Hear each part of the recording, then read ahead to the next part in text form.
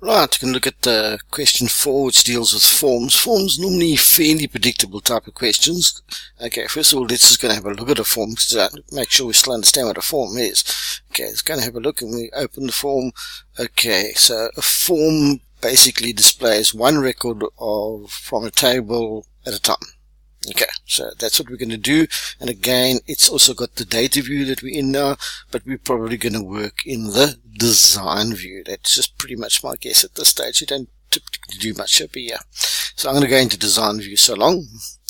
Okay, and there's various things lying around there. Let's go and see what they actually want. Add your name in a suitable control. Suitable. Okay, let's remember that one in the form header. Okay, this one they've been quite sneaky here because they sort of closed the form header. So the form header is at the top of this form. Okay, so now I've got place to enter it. So what do they mean by a suitable one? Well, the temptation is, quite frankly, is to go for text box because that sort of sounds okay. But in Access, text boxes is used for formulas and things like that, which you'll come across in reports. They actually want a label. Okay, so they want a label, and they want to type your name, and you are going to say, my name is Hugo First. Okay, this is the author of The Haunted House. Hugo First. And, right, let's see what else they want. That was nice and easy. Okay, use the properties to set the width of the form to 21 centimeters exactly. Where are the properties here? Okay, so we're going to have to look around for properties of the form. There's a property sheet here. My word, and there's millions of different types of properties that you could just scroll through and have a look at. Okay, we're just looking for the width, and you could go and set the width. All sorts of things you can specify here. Under data you'll get different things, but under format you can set all sorts of things, and often it's just a case of scrolling through that. And in our case they asked us to set the width of the form to 21 centimeters exactly. Okay, we do know that it sometimes springs around a little bit when you go back and it's changed slightly, but that's fine for now. 21 centimeters exactly, we can cope with that.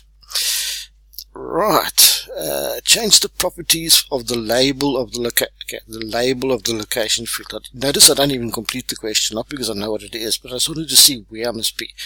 Okay, there's the data for location, and that's its label. Okay, the one alongside of it, like the little caption that says what it is, so that it's visible when viewing the form in form view. Okay, to be honest, I have no idea what they're asking. Well, I know what they're asking, I'm not sure how to answer it. So that it is visible. So at the moment, obviously, it's not visible. Okay, my guess is that we're going to look at properties. What do you think? Okay, so let's go to properties. And, okay, there are millions of them. Okay, what do you think? Visible, right at the top here. Visible, no. Lo and behold, change visible to yes. Okay, so the properties help us a great deal in that for individual components on the form that we've got. So nothing too dramatic so far. Add a button on the form as indicated that allows the user to go to the next record. Go to the next record. Okay, let's go look at the controls up here. That's the text box one. That's the label.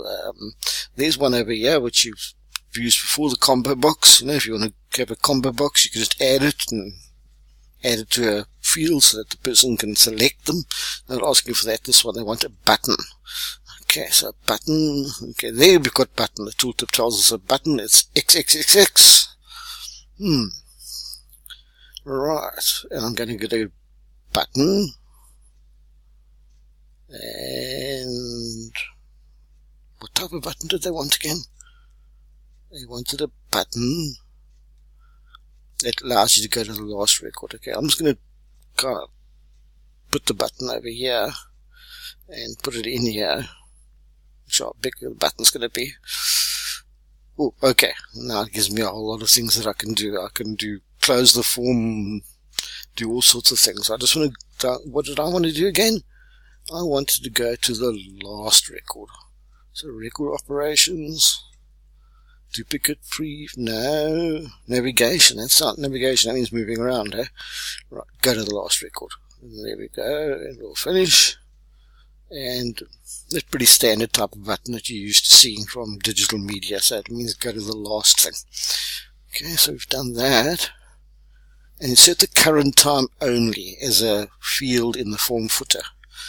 Okay, just remember you've got this tell me what you want to do if you do get stuck. So if I try it this time and say insert time, okay, it doesn't give me much date and time. Okay, that seems to be the right thing. Quickly add the current date or time. Yeah, that's what I want to do. I only want to add the, good heavens, I should remember what it was, the time. Okay, and it must be in the footer. So I don't want the date. I do want the time though. Okay, now where on earth is this thing gone? Okay, I want it in the form footer, so I'm going to open it up there. Okay, what it happens, it always puts it into the header. So what you do is, without any fuss or muss, you go down there and you drag it and you say clear here, clear there, and sida. Right, we've moved the time down to the bottom. I've actually just moved time. Right, and save and close the form. Now it's important to actually close this form as well, because what happens often I see people in tests is that they have all these things open and it creates huge problems. Oh, okay, that made a noise. Do you want to save that? Yes, I definitely do. Okay, and in other words, you start off with a nice, like a clean, square page there to start off with.